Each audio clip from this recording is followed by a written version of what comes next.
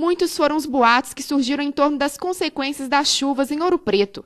Os estragos foram muitos, mas segundo Romero César Gomes, professor do Departamento de Engenharia Civil da UFOP, a porcentagem das áreas de alto risco no município não é motivo para alarde. A questão do risco, ela está voltada essencialmente à questão do perigo geológico e das consequências de um eventual desastre numa área que seja submetido, por exemplo, a escorregamento de encosta.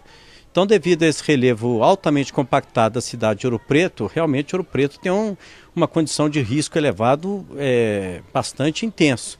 E nesse sentido, 60% da área urbana de Ouro Preto é caracterizada hoje como uma área de alto risco ou de risco muito alto. Agora, isso não é motivo para alarde, né? Não, a vinculação do perigo geológico com a questão da consequência é que vai definir a caracterização desse risco. Ou seja, na verdade, o que existe hoje em Ouro Preto, o que ocorreu nesse momento, nessa época chuvosa, foram eventos singulares, eventos muito específicos na região da Serra de Ouro Preto, portanto, bem fora do chamado centro histórico da cidade.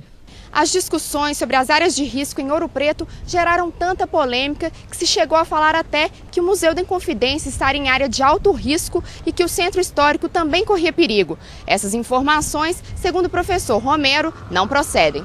O centro histórico de Ouro Preto, ele encontraria num risco, digamos assim, de médio risco. Ele está basicamente fundamentado numa ideia de uma possível área de impacto de algum escorregamento de grande porte. Ou seja, o centro histórico de Ouro Preto não é a área, digamos assim, de risco elevado da cidade, que seria a Serra de Ouro Preto. Aí sim.